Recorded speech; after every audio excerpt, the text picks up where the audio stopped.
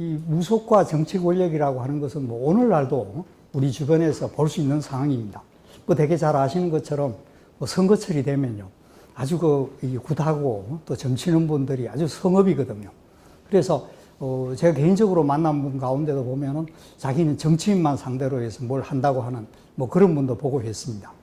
그러니까 이 정치인 분들도 뭐 이런 무속에 대해서 관심을 가지고 그런 뭐 학문적인 관심이 아니고 이제 현실적인 관심이겠죠. 그래서 이 무당들을 찾고 또 점치는 사람을 찾는 것 같습니다. 저희들이 이제 현장 조사를 뭐 많이 다녀보지는 않았습니다만은 이렇게 좀 다녀보면요. 예를 들어서 전라북도의 그 부안 지역에 갔을 때, 이 농촌하고 어촌이 거의 그 근접한 지역에 두 마을이 있었는데, 그 소위 이야기하는 그 민간신앙 또는 뭐 좀 극단적으로 나쁘게 이야기하면 미신이라고 하는 것이 그 농촌에 비해서 어촌이 훨씬 셌습니다. 그래서 이 농촌에서는 별로 뭐 안 챙기는 행사도 어촌 쪽에서는 많이 챙기는 걸 봤었습니다. 근데 그걸 가만히 생각해 보면은 뭐 이유는 분명할 것 같습니다. 다시 말해서 이 농촌이라고 하는 것은 그래도 생활이 좀 안정적이지 않습니까? 거기에 비해서 어촌이라고 하는 것은 요즘은 뭐 일기예보 다 듣고 해서 이 풍랑도 미리 대비를 하고 하지만은 그 옛날에는 언제 어떻게 그 바람이 불고 파도가 칠지 모르는데 나가가지고 생명을 잃고 이런 수가 많으니까 아무래도 삶의 변수가 많을 경우에 그런 그 종교적인 것이라고 할까요? 초자연적인 것에 매달리는 것 같습니다. 그런 면에서 보면은 제가 생각할 때는 제일 그런 면에서 이런 신앙심이 강한 게 사실은 전통시대에 보면은 이 전쟁입니다. 전쟁이라고 하는 것이 정말 한치 앞을 예상할 수 없는 거거든요. 그렇기 때문에 이 전쟁을 앞두고도 보면은 여러 가지 그 조심을 하고 뭐 점을 치고 이런 걸 많이 볼 수 있습니다. 그래서 이수신 장군 난중일기도 보면요. 이수신 장군 수시로 점칩니다. 뭐 꿈 하나 꾸고 나면은 좀 이상하다고 하면은 그 점을 치고 이제 전쟁의 성패와 어떻게 관련되는지를 생각하거든요. 그리고 예전에는 별로 관심 없이 봤었습니다만은 요즘은 이제 우리나라의 발굴 기술들이 늘어나고 연구자들이 늘어나면서 이제 산성이라는 건 전쟁의 방어용이지 않습니까? 방어용 산성을 이렇게 조사를 해보면요. 산성에는 거의 다 신당이 있습니다. 그래서 그 신당이 있고, 그런 이제 신당이 있어야지만이 거기 전쟁을 치고 포위당했을 때라든지 뭐 전투할 때 정신적인 의지체가 되거든요. 그래서 이 제일 이제 변수가 많고 이런 것들이 이제 전쟁이기 때문에 이 전쟁에 대한 그런 민간 신앙적인 관념 같은 것들이 굉장히 강한 것 같습니다. 우리나라에는 이 전쟁과 신앙의 문제가 별로 연구가 잘 안 돼 있는데요. 제가 아는 범위 내에서는 일본에서는 이제 이런 것들이 연구가 꽤 좀 돼 있는 것 같습니다. 그래서 예를 들어서 전쟁을 칠 때 이 상대방 장수하고 자기 장수하고 그 사주팔자를 맞춰봐가지고요. 우리 쪽에 전쟁을 치기에 유리한 날짜가 어떤 날짜이며 방향은 어떻게 잡는 게 좋은 거냐. 이런 것들을 가지고 점을 치거든요. 그러니까 전국시대 무장들의 그 사주팔자라고 하는 것은 이건 대업입니다. 군사비밀입니다. 그렇게 해서 전쟁에 여러 가지 이제 가리고 하는 것들이 많습니다. 그러니까, 좀 이야기가 돌아서 갔습니다만은 이제 삶의 변수가 많을수록 어떤 신앙적인 면에 매달리는 것이 자연적인 인지상정 같습니다만은 아마 정치인들이 그렇게 매달리는 것도 그런 면에서는 뭐 이유가 있는 것 같아요. 그러니까 선거에 나가서 어떻게 될지 모르고 뭐 등등 해서 이제 이 변수가 많기 때문에 그런 변수를 조금이라도 자기에게 유리하게 끌어나가기 위해서 그런 신적인 존재에게 매달리고 뭔가 초경험적인 것에 의지하려고 하는 경향이 강한 것 같습니다.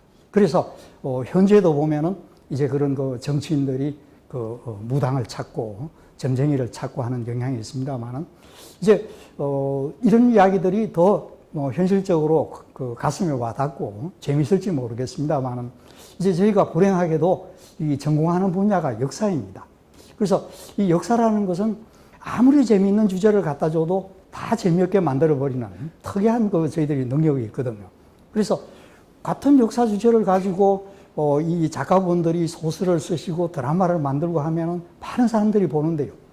역사책은 이거는 아무도 안 봅니다. 그래서 역사라는 학문 자체가 뭔가 재미없게 만드는 특이한 능력이 있고 저도 거기서 별로 예외가 아니기 때문에 결국 이제 오늘 말씀도 굉장히 지루한 이야기 밖에 될 수 없는 것 같습니다만은. 자, 그럼 저는 역사적인 각도에서 이 정치 권력과 이 무속의 문제를 한번 생각해 보고자 합니다. 저 제목은 저는 이렇게 무속과 정치 권력 이렇게 단순하게 이렇게 붙였는데, 이 콘텐츠 진흥원에서는 뭐 신의 이름으로 권력을 홀리다. 그래서 아주 멋있게 잘 만들어줬는데, 여기서도 벌써 콘텐츠 하시는 분하고 역사하는 저희들하고의 그 확연한 차이를 볼 수 있을 것 같습니다. 자, 여기서 이 처음에 표지에 그냥 아무 그림 없이 하면은 좀 재미없을 것 같아서 그림도 한두 개 좀 집어넣어 봤습니다. 그래서 교황치 그림을 제시를 했으니까 설명도 조금 해보도록 하겠습니다. 요 왼쪽 편 보시기에 왼쪽 그림은 우리나라 그 조선 후기에 오면서 우리나라만의 독특한 불화가 있습니다. 불교회화. 그게 이제 뭐냐 하면은 감로탱이라는 겁니다. 이제 여러분들이 한국에도 절에 많이 가보셨을 테고, 중국 절에도 뭐 관광차라든지 무슨 일이 있어서 가보실 테고, 일본 절도 가보실 테고, 이렇게 하면은 한중일이 상북이 똑같이 불교를 받아들이면서 상당한 부분 차이가 있습니다. 그게 중에 우리가 가시적으로 볼 수 있는 것 중에 하나가요. 우리는 보면은 불상이 있으면은 불상 뒤에 반드시 탱화가 있습니다. 그래서 부처님이 3차원적인 조각으로 부처님이 앉아 계시고, 뒤에는 보면은 불화가 또 있거든요. 그래서 그 부처님이 뭐 설법하는 장면, 뭐 석가모니 부처님이면 영산회상이라고 해서 영치산에서 설법하시던 모습, 이런 것들을 그려놓는단 말입니다. 그런데 중국, 일본에 사찰에 다녀보시면요, 불상이 있으면 뒤에 탱화가 없습니다. 탱화는 따로 걸려져 있습니다. 탱화라는 건 이제 걸어놓는 그림이라는 뜻인데 따로 있거든요. 그래서 이게 같은 불교를 받아들이면서 우리는 3차원적인 조각하고 2차원적인 조각 회화를 같이 동시에 만들어 놓고 이 종교적인 의례를 거행을 하는 것 같습니다. 근데 중국, 일본은 그렇지 않고요. 또 보면 우리는 절에 가보면 뭐 울긋불긋한 단청이 많습니다만은 중국, 일본의 절은 거의 단청이 없습니다. 요즘 이제 새로 중국 절들도 보면은 새로 이제 만드는 걸 보면 단청을 만들고 합니다만은 옛날에 오랜 전통을 이렇게 가지고 있는데 보면은 이 단청이 없습니다. 뭐 이런저런 차이가 있는데 그 차이가 이제 왜 있느냐 하는 데 대해서는 또 나름대로 어떤 설명이 있겠습니다만은 저희 생각은 그렇습니다. 우리나라에서는 이제 불교라든지 이런 세계 종교가 들어오기 전에 우리나라에 있었던 종교는 소위 무속과 같은 이런 전통적인 신앙입니다. 그런데 이런 전통적인 신앙에서는 신은 어떻게 모시느냐 하면은 2차원적으로 모십니다. 다시 말씀드려서 무신도죠. 신은 이렇게 그림으로 모시지 조각으로 모시는 전통이 우리는 없었던 것 같습니다. 근데 불교는 이제 인도에서부터 시작해서 인도에서도 기원 전후에서 이제 그리스 문화의 영향을 받아서 부처님을 갖다가 3차원적인 조각으로 만들거든요. 그게 이제 그리스 문화의 영향 같은 걸 받아서, 그래서 불상을 만들기 시작하고 그것이 이제 중국을 거쳐서 한국에 들어오면서 우리는 전통적인 무신도의 어떤 그런 2차원적 그림과 불교의 고유한 그런 3차원적 그림을 같이 이렇게 모신 것이 아닌가 하는 그런 생각도 좀 들고 합니다. 근데 그런 여러 가지 불교의 탱화 중에 요거는 부처님 뒤에 모시는 탱화는 아닙니다만은 감로탱이라는 게 있습니다. 감로탱이라는 게 뭐냐 하면은 이 감로라는 것이요, 한때 우리나라에서 많이 팔렸던 음료들 가운데 넥타라는 것이 있었습니다. 넥타인데 우리나라에 그런 과일 음료 이런 게 망하게 된 게 뭐냐면 사람들이 하도 커피만 마시다니까 이제 그런 과일 음료들이 막 퍼져나가고 뭐 인기 좀 있다가 이제 오늘날에는 과일 음료는 뒷전으로 좀 상당히 물러간 것 같습니다만, 어쨌든 넥타라는 말이 원래 번역한 것이 이제 한자로 번역한 것이 감로입니다. 달콤한 이슬이라는 뜻이죠. 그래서 그건 이제 신이 먹는 음료인데, 감로탱이라는 건 뭐냐 하면은 그림이 크게 3단으로 나눠져 있습니다. 제일 윗단에는 뭐가 있느냐 하면은 이건 불교 미술 하시는 분 이야기 되는데 갑자기 또 계속 이야기가 하네요. 제일 윗단에는 부처님이나 보살들이 있고, 가운데는 그 그림의 가운데는 뭐냐 하면 아기들이 있습니다. 그리고 제일 밑에는 뭐가 있느냐 하면은 그런 세속에서 인간들이 죄를 짓는 여러 가지 모습을 그려놨습니다. 그래서 요런 제일 아랫단에 있는 요런 행동을 하면은 이렇게 아기가 된다는 겁니다. 아기는 배고픈 귀신이거든요. 사실 배고픈 귀신인데 감로탱에 나오는 아기들 보면은 영양 상태가 상당히 괜찮은 것 같습니다. 그래서 아기라고 하기에는 좀 상당히 그래도 부유한 아기 아닌가 싶은데요. 어쨌든 그런 아기들이 이제 구원을 받으려면 어떻게 해야 되느냐? 그 불부처님이나 보살들이 내려주는 이슬을 먹고 이제 구원을 받는다고 하는 그런 구조죠. 그래서 아래쪽에는 죄 짓는 모습들. 근데 이 죄 짓는 모습들이 보면은 굉장히 다양한데요. 일제시대에 만들어진 이 감로탱화에는 보면은 뭐 심지어 그 독립만세 운동해도 악이 된다고 그런 그림도 있습니다. 요거는 이제 의식의 문제가 조금 있습니다만 어쨌든 그런 그 감로탱의 밑에 하단 그림에 잘 나오는 것이 무당들 굿하는 그림입니다. 이거 굿하면은 악이 된다는 거죠. 그래서 그런 그 악의 그림인데 악의가 되는 지름길로 굿하는 것인데요. 대개 보면 여기 이제 그림들이 조선 후기에서부터 시작해서 무당 그림들이 나오는데 제가 보기에는 무당 그림들이 상당히 그 무당들이 귀엽게 이렇게 그려져 있는 것 같습니다. 그래서 그런 것도 하나의 정건대 시대의 무당의 그림. 우리나라에 그림이 잘 없는데요. 저는 여기서라도 어떤 무당의 흔적을 입체적으로 좀 볼 수 있을 것 같아서 하나 제시를 해봤고, 그 다음에 이건 신문 기사입니다만 지금 우리나라의 그 무당의 숫자가 10년 만에 배로 늘었다 해서 지금 30만이라고 이야기를 하거든요. 근데 요거는 이제 문제는 좀 있습니다. 뭐냐 하면은 무당의 범위를 어디까지 보느냐는 겁니다. 근데 우리나라 무당들 가운데에서는 우리가 흔히 드라마라든지 뭐 이런 데서 잘 보는 조선시대 그런 그 전복이라든지 뭐 성녀복 이런 걸 입고 부쩍부쩍 뛰고 작두 타고 이런 무당들을 주로 이제 생각을 하십니다만은 또 하나의 그 부류는 뭐냐 하면은 그런 무복을 입고 굿하고 춤추고 하는 것이 아니고 독경을 하는 사람들이 있습니다. 독경을 하는 사람들. 그래서 이 사람들은 대개 이제 남자들이 많은데 이 사람들은 그냥 이 한복 입고 머리에 망건 하나 쓰고 앉아서 정해진 여러 가지 그 경들을 읽거든요. 옥주경이라든지 뭐 이런 경전들을 읽습니다. 그래서 이 사람들은 주로 하는 게 뭐냐 하면은 이 귀신을 쫓아내는 겁니다. 우리나라의 귀신관념에서는 우리는 그 서양적인 귀신관념하고 달리요. 귀신이라고 해서 무조건 쫓아내지 않습니다. 서양에 우리가 잘 아는 이야기들 보면은 뭐 귀신이 나타나면은 무조건 십자가 갖다 들이미고 나가라 그러고 그 다음에 또 낮에 흡혈귀가 있는 장소를 찾으면은 그 관뚜껑 열어가지고 못에 십자가 가슴에 십자가 받고 하지 않습니까? 그래서 이건 기독교의 그런 관념은 선악 이분법적인 관념이 있고 선악은 결코 타협할 수 있는 것이 아니고 대립하고 싸우는 것이기 때문에요. 뭐 이건 끝까지 물리쳐야 되는 거지. 귀신이라든지 하는 이런 것들은 뭐 타협의 여지가 없습니다. 근데 우리는 보면은 그런 게 아니고 대체로 보면은 그 귀신 잡귀들이라고 하더라도 일단 달랩니다. 그래서 뭐 아이들이 집에서 어떤 병이 들었다 할 때 옛날에 그 주부들이 바가지에다가 뭐 이 식은 밥 한 덩어리 물을 말아가지고 그 다음에 이제 그 귀신 물러가라고 하면서 밥 한 숟가락 문 쪽으로 던지고 그 다음에 물러가라고 하는 거죠. 그러니까 먹고 가라는 것이 무조건 쫓아내지 않습니다. 또는 굿할 때 보면 제일 마지막에 이제 하는 뒷전이라고 하는 거리에서 보면요. 이제 굿을 하고 나면은 이제 거기는 굿은 초청받은 귀신들만 옵니다.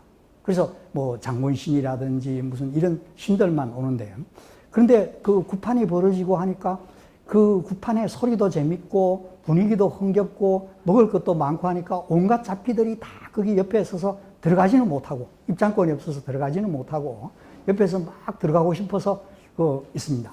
근데 이제 마지막에는 뭐냐 하면은 이 잡귀들도 다 들어와서 같이 먹고 한바탕 놀고 보내는 거죠. 그래서 처음부터 어떤 대결의 구도가 아니고 달래서 보내는 거고 그래도 안 되면 이제 그때는 쫓아내는 걸 합니다만은 이 법사라고 하는 분들은 안전구설 하는 분들은 이 귀신을 쫓아내는 게 이제 주된 역할이고 그래서 복경을 해서 귀신을 잡아서 단지 같은 데 넣어서 마개를 막고 땅에 묻고 하는 이런 분들은 이제 자기들이 이제 안전굿이라고 그러고 서서 풀쩍풀쩍 뛰는 무당을 이제 선굿을 한다고 그럽니다. 그래서 이런 안전굿을 하는 분도 무당으로 볼 수 있느냐 없느냐 뭐 등등 해서 요 무당의 범위를 어디 보느냐에 따라서 숫자에 좀 다소 차이가 있을 수는 있습니다만은 뭐 30만이라는 저 숫자가 크게 과장된 것은 아니라고 저희는 생각을 하거든요. 서울에 지금 서울 근교에도 보면 굿당이 굉장히 많습니다. 굿당이라는 게 뭐냐 하면은 집에서는 요즘 굿을 못 하니까 되게 이제 도시에서 좀 떨어진 한적한 산속에다가 굿당을 지어가지고 그 굿당은 이제 방이 한 몇 개씩 있습니다. 그래서 그 굿당을 이제 하나씩 빌려서 거기서 이제 굿을 하거든요. 그래서 그 굿당 수를 생각하고 그 다음에 그 굿당에 그서 하루에 하는 굿의 숫자를 이렇게 생각을 해보면요. 우리 한국에서 서울에서 1년에 하는 굿의 숫자나 무당의 숫자가 결코 작은 수가 아니라고 하는 것은 대충 짐작할 수 있습니다. 그래서 이 처음에 그냥 표지에 그냥 밋밋하면 좀 그래서 그림을 하나 넣어봤습니다. 그럼 제가 말씀드릴 내용은 이 세 부분으로 나누어서 말씀을 드리려고 합니다.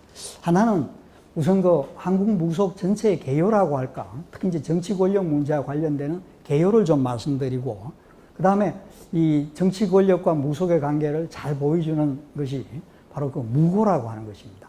좀 더 쉽게 말씀드린다면 저주라는 거죠. 저주하는 거.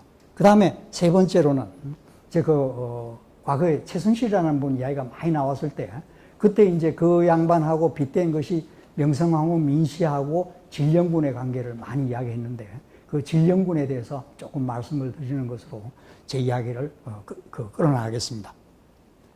요 뒤에 그림은 이제 20세기 초에 들어와서 이제 이 우리나라의 무당들 사이에서 조금 유행을 했던 것 같습니다.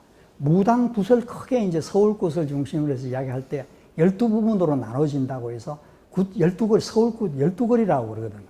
12거리라고 하는데 그 12거리 한 거리 한 거리를 갖다가 그림으로 그렸고, 그 그림을 그린 다음에 설명을 이렇게 붙여가지고 이렇게 책자로 만든 것이 지금 현재 저희들이 발견한 것만 해도 한 대여섯 종류가 됩니다. 그래서 이게 왜 1920년대 전후한 시기에 무당들 사이에서 이런 그림 그리고 한 것이 유행했는지 그 이유는 잘 모르겠습니다. 그러나 이런 것들이 막 유행하는 그 중에 이제 하나인데요. 요거는 뭐냐 하면은 그 국거리 가운데서 호국거리라는 겁니다. 호국거리라는 것인데, 호구라는 게 뭐냐 하면은 천년두의 신입니다. 천년두의 신인데, 옛날에는 천년두라고 하는 것이 굉장히 불치의 병으로 여겨졌기 때문에 사람들이 굉장히 두려워했습니다. 그리고 과거의 전통적인 관념에서는 병이라고 하는 것은 대개 어떤 나쁜 귀신이 들어와 가지고 우리 사람들을 해코지하기 때문에 병이 걸린다, 이렇게 생각을 했고, 그래서 천년두를 일으키는 신은 호구신, 호구 신이라고 이제 이야기를 했습니다. 그래서 호구신이라는 게 천년두의 신이죠. 그래서 이 천년두 신을 이제 잘 모셔가지고 이제 기분 좋게 해서 보내는 거리가 바로 이제 호국거리입니다. 근데 여기서 그림에서 한번 보시면은 여기 보면은 그림이 좀 희미하게 잘 안 나옵니다만은 얼굴에 이렇게 볼을 뒤집어 쓰고 있습니다. 그러니까 천년두 신은 얼굴이 얽었으니까 그 얼굴을 안 보여준다고 해서 다른 거리에는 이런 게 안 나오는데, 호국거리 때는 이런 볼을 이렇게 뒤집어 쓰고 구슬합니다. 그런데 이 호국거리는 과거에 이런 20년대 그림에도 보면은 호국거리가 꼭 무당 12거리 중에 있었는데요. 지금은 무당들이 굿할 때 12거리에서 호국거리가 빠졌습니다. 다시 말해서 이제는 천년두가 멸종이 되어 있지 않습니까? 그러니까 멸종이 됐기 때문에 천년두에 걸리는 사람이 없고, 따라서 천년두에 걸린 사람이 없으니까 이 거리 할 필요가 없는 거죠. 그래서 호국거리는 없어졌습니다. 그래서 무속도 변한다는 이야기를 하기 위해서 말씀드리는 건데요. 요거는 인천의 어떤 무당집에 제가 신당에서 사진을 조금 찍어 본 것입니다. 찍어 본 것인데, 이제 무당이 모시는 요 신은 누구냐 하면은 메가더 장군입니다. 그래서 인천에서는 메가더 장군을 꽤 많이 모시거든요. 우리나라에서는 무속의 신 가운데 힘이 센 신이 장군신입니다. 그래서 예를 들어서 전통시대는 장군신 하면은 대표적인 장군이 최영 장군이었거든요. 그리고 이제 뒤에 진령군 이야기할 때 좀 말씀드리겠습니다만은, 이제 조선 후기 오면서 중국의 대표적인 장군신, 관훈장, 이 관훈장 신을 또 많이 모십니다. 그러다가 현대에 와서는 특히 인천 지역을 중심으로 한 요 서해안 지역에서는 메가더 장군을 신으로 모십니다. 그러니까 요 장군신들의 공통적인 특징은 뭐냐 하면은 유명한 장군이면서 또 정상적인 죽음을 하지 않고요, 억울한 죽음을 한 사람들입니다. 그러니까 최영 장군 말씀드렸습니다만은 다 아시는 것처럼 고려를 지키려고 하다가 세상을 떤 분이고, 관훈장 한 사람도 우리가 삼국지 소설에 나오는데 보면은 좌우간 그 형님인 유비를 받들어서 그 쓰러진 한나라를 다시 일으키려고 하는 우국충정의 그런 장군인데, 그만 오나라에 의해서 패배를 해서 이제 목이 잘려가지고, 목은 저 낙양 가 있고 몸뚱아리는 저 남쪽에 당양현이라는 데 가 있고, 이런 식으로 한 비운의 장군이거든요. 메가더 장군도 뭐 자관 우리나라 그 2차 대전이나 6.25 때 공을 많이 세웠습니다만은 결국은 본의 아니게 이제 타이어에 의해서 옷을 벗은 사람이고 이런 어떤 맥락에서 보면은 그런 좀 유명하되 좀 억울한 이런 사람들이 장군신으로 많이 모셔지는 것 같습니다. 그런 면에서 메가더도 우리나라에서 장군신이 될 필요 조건과 충분 조건을 갖추고 있는 거죠. 그래서 요 메가더 장군을 모시는데, 요 메가더 장군 모시는 데는 요게 지금 밝아서 잘 안 보이고 제 사진 기술이 좀 신통치 않아서 그렇습니다만은, 여기에는 요 밑에 이렇게 모셔놓은 것이 말보로라는 게 혹시 보이실지 모르겠습니다. 담배도 양담배입니다. 술도 보면은 양주입니다. 그래서 뭐 당연히 그 메가더 장군은 양담배 피우고 뭐 해야 되는데, 아마 우리가 잘 아는 그림에는 보면은 양담배 피운 게 아니고 그 파이프 담배 피우시는데 그런 거는 못 봤습니다만은, 자관 양담배와 양주를 이렇게 갖다 놨습니다. 그래서 이제 보면은 무속이라고 하는 것도 변한다는 거죠. 그러니까 호구신 같은 필요 없는 신은 이제 없어져 버리고 새로운 신들이 막 들어옵니다. 그래서 지금 보면 이제 그 신들을 대감이라고 잘 그러는데, 암대감도 있고요. 암을 관장하는 암대감도 있고, 그 다음에 차를 관장하는 차대감도 있습니다. 그래서 영업직에 계신, 영업차를 모시는 분들은 이제 차 사고 나면은 간단한 그 차대감을 모시고 차대감에 대한 고사도 지내고 하거든요. 그래서 이 새로운 사회가 자꾸 바뀜에 따라서 무속도 이제 변하고 있다는 뭐 그런, 제가 이제 역사적인 각도에서 말씀드리겠다는 걸 언연히 암시하는 그런 그림으로서 두 개를 좀 붙여봤습니다. 자, 그 다음에 이제 좀, 지루한 본격적인 말씀을 좀 드리겠습니다. 자, 이 다는 가장 기본적인 말씀인데, 요건 제가 빠져나갈 구멍을 만들기 위해서 미리 전제를 좀 말씀을 드리는 겁니다. 자, 역사학이라고 하는 것은 기본적으로 두 가지를 저는 생각을 하고 있습니다.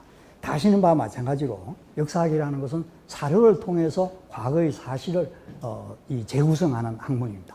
우리가 뭐 예를 들어서 잘 아는 사건 중에 하나가 612년에 저 청천강변에서 이제 그 수나라 군대하고 고구려 군대가 싸워가지고 수나라 군대가 대패를 하고 30만 기동 타격대가 왔다가 몇천 명 살아가고 큰 피해를 입은 그 살수대첩, 우리가 다 알고 있습니다. 그러나 그걸 지금 말씀드리는 저도 그렇고 여기서 저희 말씀을 듣는 여기 계신 선생님들도 그렇고 612년에 청천강 가에서 그 사람들 싸우는 거 본 사람 아무도 없습니다. 그러면서 우리는 마치 본 것처럼 이야기하거든요. 그건 왜냐? 바로 과거가 남긴 흔적을 가지고 역사를 재구성하기 때문입니다. 그 과거 남긴 흔적을 역사학에서는 사료라고 그러거든요.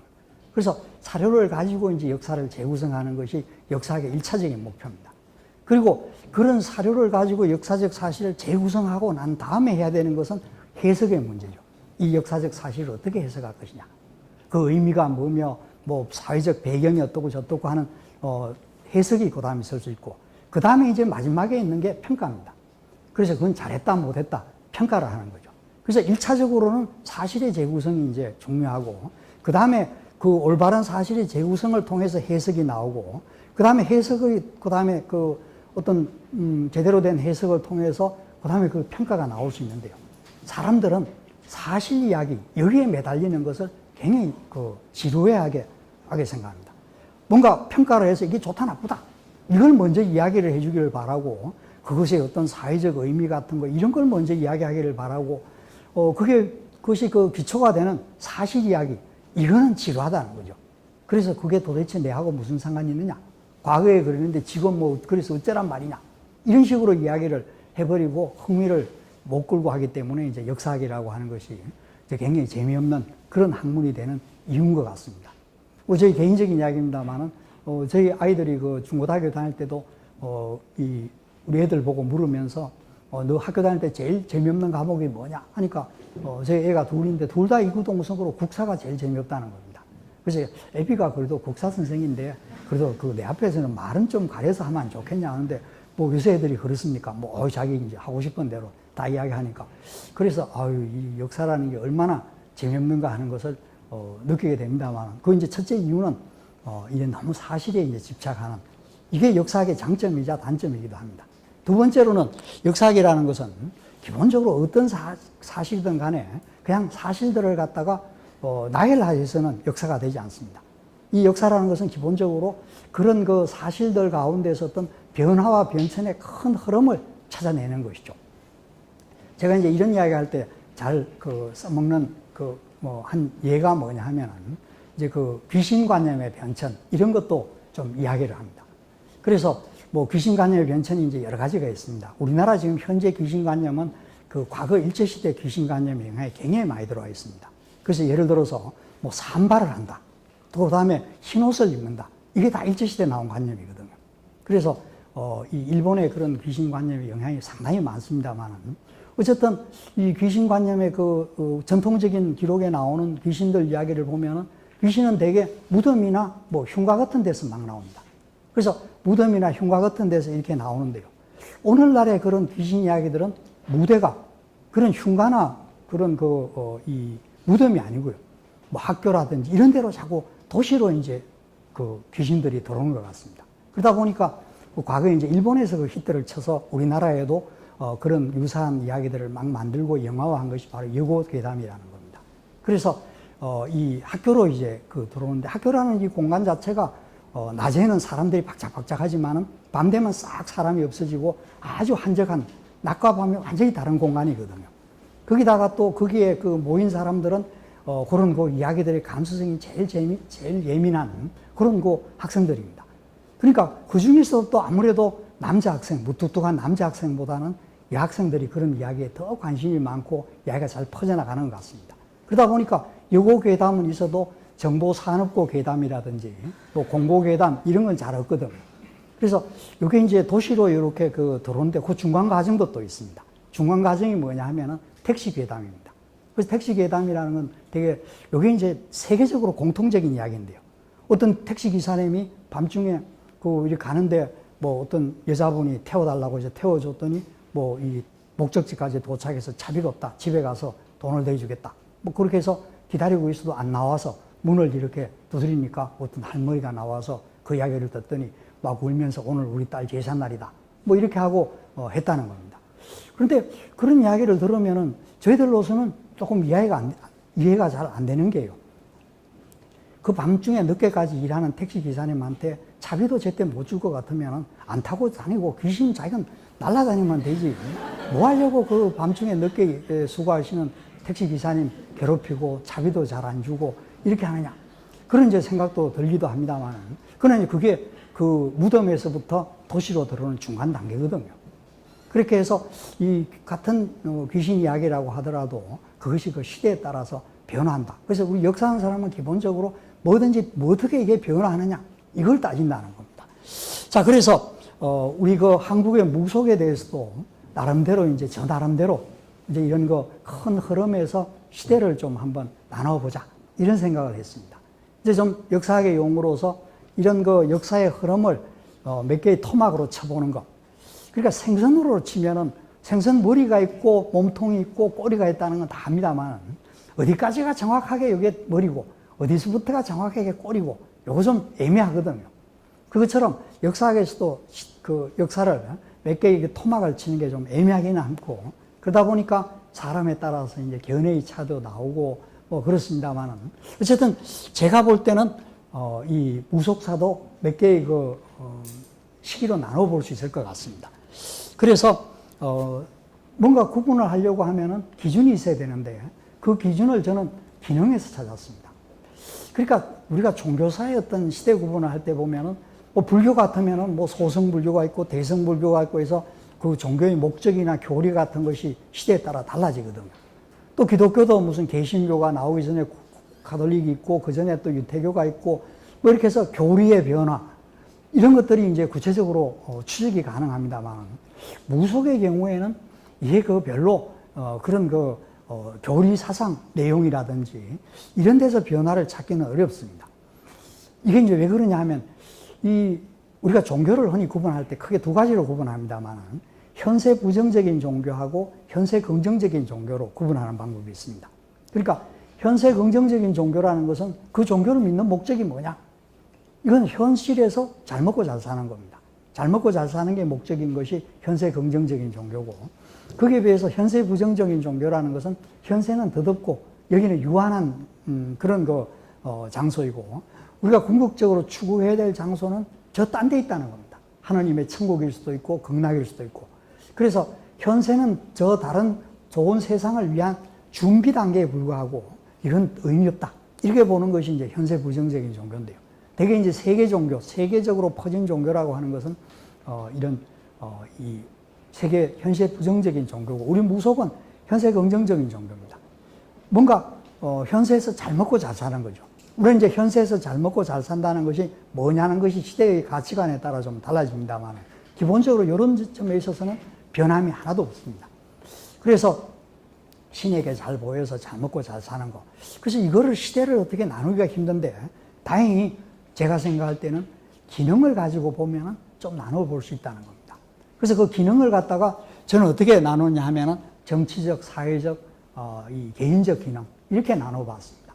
그러니까 여기 정치적 기능이라고 하는 것은 무속이 그 정치적 기능을 하는, 그러니까 시대를 이끌어 나가고 정치 권력을 정당화하고 해서 그 사회를 주도해 나가는 하나의 이데올로기로서 역할을 하는, 이걸 이제 정치적 기능이라고 봤습니다.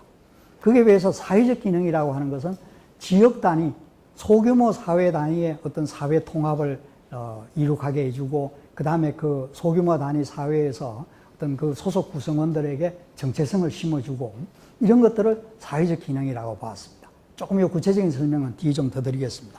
개인적 기능이라고 하는 것은 그야말로 개인이 잘 먹고 잘 살고, 뭐 사회가 어떻고 정치가 어떻고 그런 것보다도 개인이 잘 먹고 잘 사는 것이 어떤 무속의 기능으로 사람들이 받아들였을 때, 이렇게 해서 이 세 가지 기능이 다 있는 시기가 언제냐 하면, 우리나라의 경우에는 저는 이제 대개 삼국시대, 불교가 들어오고 난 다음에 불교가 아직까지 제대로 정착되기 전까지 이 시기를 이제 세 가지 기능이 다 있는 시기로 봤고, 그 다음에 뭐 남북국 시기, 뭐 신라하고 발해를 두 개를 이제 묶어가지고 남북국 시기라고 이야기하는데, 사실 발해사가 한국사냐 아니냐에 대해서는 조금 논란의 여지는 있을 수가 있습니다. 그러나 어쨌든 뭐 우리 한국 사람들은 이제 발해를 우리 한국사로 보는 입장이니까 신라와 발해가 두 개가 대립하고 있었다. 그래서 남북국 시대라고 이야기하는데, 이때부터 시작해서 대개 16세기, 15세기까지가 이 무속이 사회적 기능과 개인적 기능을 가진 걸로 봤습니다. 요거는 16세기라고 하는 시기는 어떤 시기냐 하면 우리나라에서 살인파가 집권한 시기입니다. 그러니까 살인파라고 하는 이 세력들은 다 국사 시간에 많이 들어서 되풀이 될 것이고 귀에 못이 박히도록 들으셨겠습니다만은, 이제 그 고려 왕조 말기에 이제 고려 왕조를 이제 개혁하자는 입장이 있고, 고려 왕조를 완전히 없애버리고 혁명을 하자고 하는 입장이 있고 해서 유학자들 사이에서 두 가지 입장이 있었다. 그런데 소위 이제 정도전을 비롯한 혁명파들은 이제 그 권력을 잡는 데 성공을 했고, 그래서 조선 왕조의 지배 세력이 된 데 비해서 고려 사회를 그대로 유지하면서 개혁만 하자. 이 왕조를 무너뜨릴 단계는 아니다. 라고 생각했던 이런 사람들을 이제 소위 고려 왕조에 대해서 어떤 절의를 지키려고 했다고 해서 절의파라고 이야기하는데, 그 사람들은 결국은 조선 왕조 개창되고 난 다음에 벼슬 안 한 거죠. 벼슬 안 하고 그 사람들은 지역에 내려갔습니다. 그래서 지역사회에서 학문적인 연구를 이제 거듭하고 하면서 그 사람들은 현실에서 이렇게 부딪히는 게 뭐냐 하면은 자기 마을에서 무당들이 굿하고 하는 이런 것들입니다.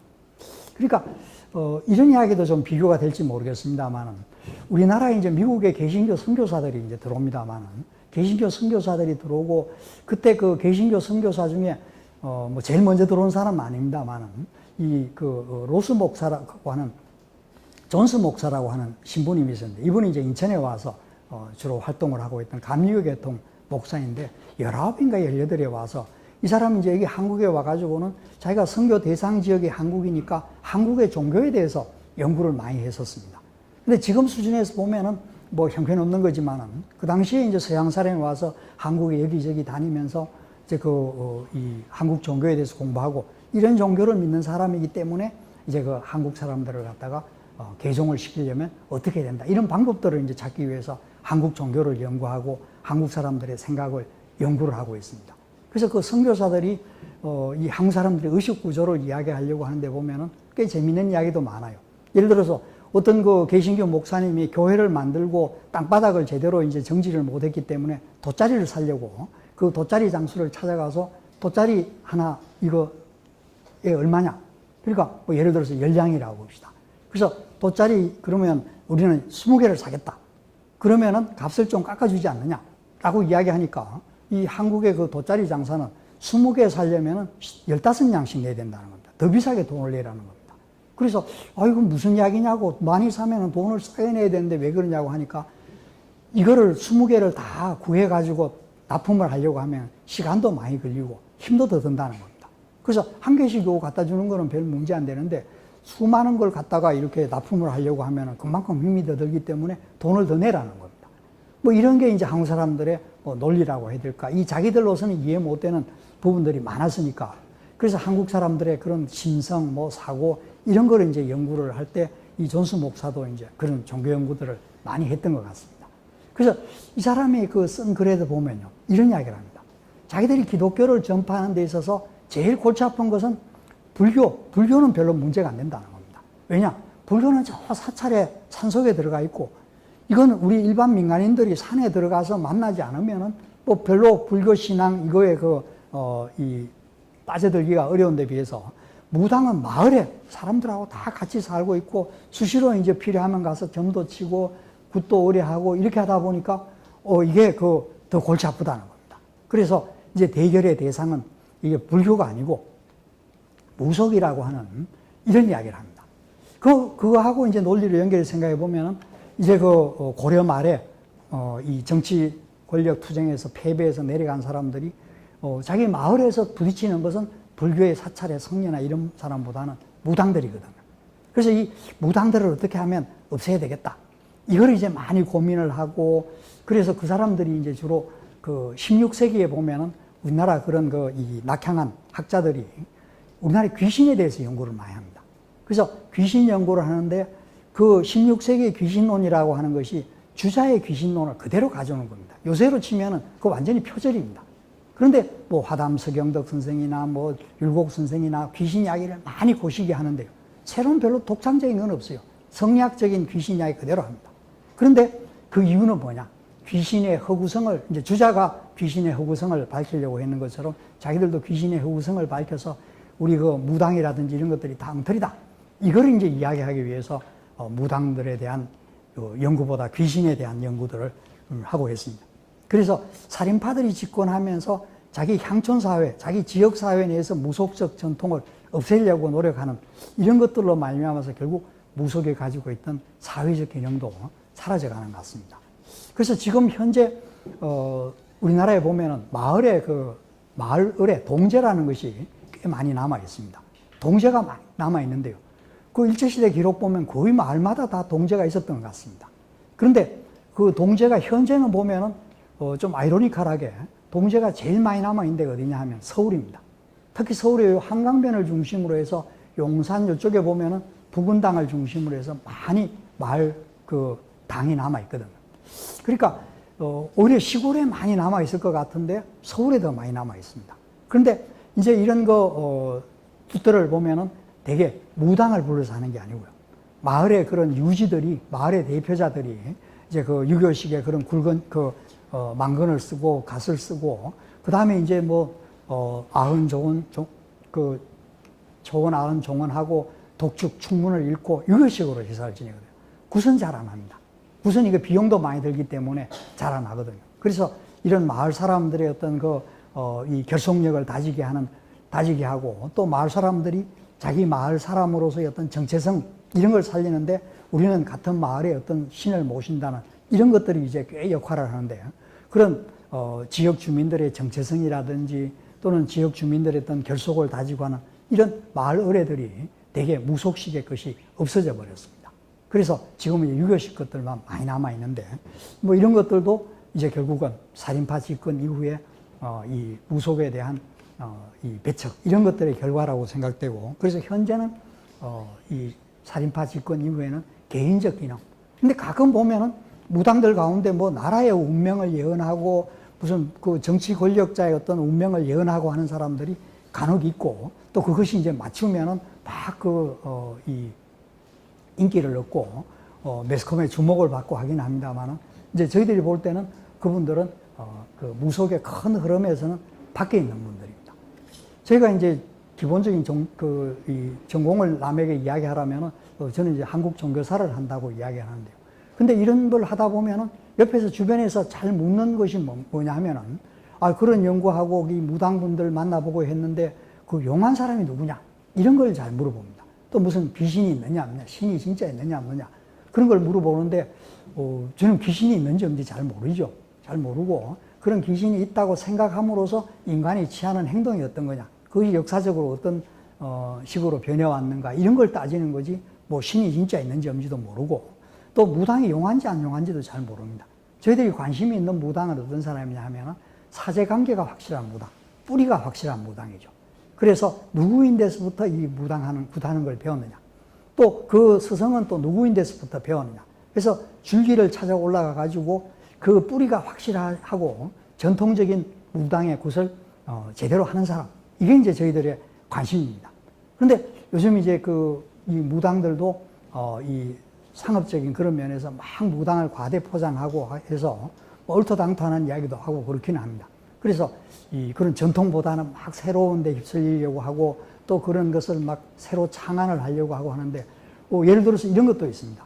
어떤 무당분이 자기 책에다가 쓴 거에 보면요, 서양 사람들이 한국에서 굿하는 걸 보고 너무 감동을 받아가지고 자기 나라에 돌아가서 말끝마다 굿하고 다닌다는 겁니다. 그래서 굿모닝, 굿이브닝 하는 이런 것들이 다 한국 굿 보고 너무 감동을 받아가지고 굿모닝 하고 다닌다는데, 그런 저희들이 볼 때는 말도 안 되는 그런 상식이 조금이라도 있으면 도저히 그런 이야기를 못 할 텐데 그런 이야기 막 하고 다니거든.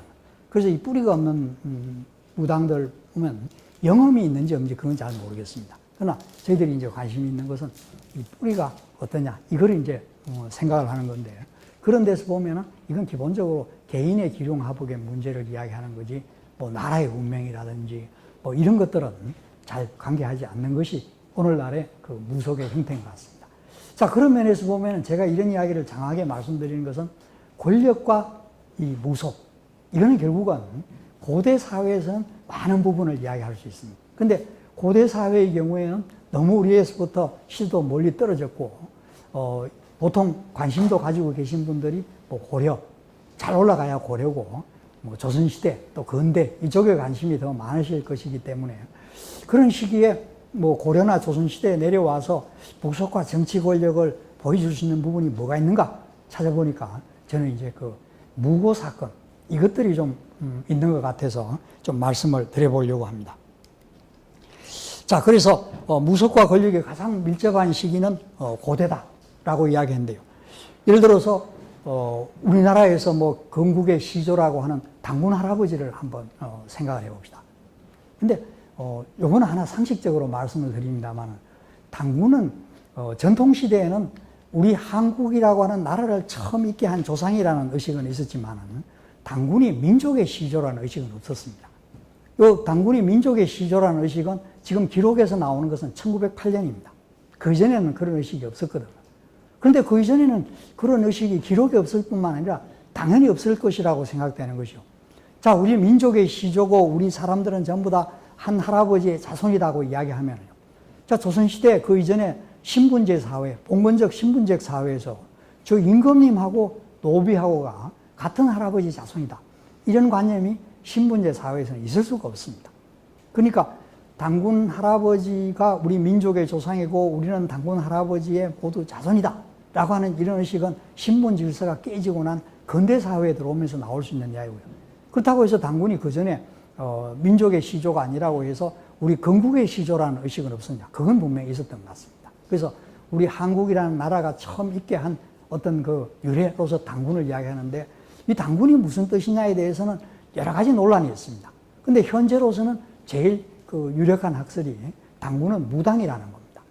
그래서 이런 흔적이 좀 남아있는 것이 현재도 보면은 무당을 갖다가 단골이라고 잘 부릅니다. 특히 이제 전라도 지역에서 많이 이야기하는데, 지금 우리가 단골이라고 하면은 호주머니 당장에 돈이 없어도 가서 소주 한 잔, 뭐 라면 하나 외상으로 살 수 있는 이런 걸 단골이라고 이야기를 합니다만은, 이 단골이라는 것이 나이든 전라도 분들에게 단골했을 때 제일 먼저 떠오르는 이미지가 뭐냐? 이제 자주 가는 슈퍼 마켓 생각나느냐, 아니 무당 생각하느냐 할 때 저희가 조사한 범위 내에서 나이 많은 분들은 당고를 하면은 먼저 떠오르는 게 바로 그 무당이라는 겁니다. 그래서 전라도에서는 이 무당들을 단골이라고 그러고 경기도 일대에서도 보면 단골이라고 많이 그럽니다. 그래서 단골하고 단군, 뭐 어떻게 보면 아닐 것 같기도 합니다만 뭐 발음이 비슷하다든지 또는 저 북방민족들에게 있어서도 무당을 뜻하는 말이 뭐 탱거리, 탕가라 등등 해서 단군하고 비슷한 말이 많다. 그래서 육당 최남선 선생이 단군은 곧 무당이라고 그랬습니다. 그러니까 고조선의 건국자이고 고조선의 정치 권력자를 무당이라고 했다. 그 다음에 신라시대의 왕을 차차홍이라고 그랬다는데 이거는 이제 그 신라 사람들의 해석에 의하면 차차홍은 무당이라는 뜻이라는 겁니다. 그런데 차차홍, 여기 제가 자충이라고 하나 썼고 반절로는 중이라는 말도 하나 더 쓰는데요. 이건 뭐냐 하면은 우리나라에서 선임들을 가르쳐 가지고 중이라는 말을 쓰는데요. 이 중이라는 말이 어디서 나온지 잘 모릅니다. 그래서 불교 쪽에서 뭐 화합중, 여러 가지 중생들이 이렇게 화합하는 사람이다. 그래서 화합하는 무리, 뭐 해서 화합중이라고 해서 한자에 그 무리중자를 쓰는데 그건 좀 억진 것 같습니다. 근데 제가 볼 범위 내에서 제일 유력한 학설은 뭐냐 하면 차차홍을 다른 말로 자충이라고 그러는데요. 차차홍 또는 자충이라고 하는데 옛날에 한글이 발명되기 전에는 우리가 한자의 발음을 어떻게 알았냐? 반절이라는 방법으로 알았습니다.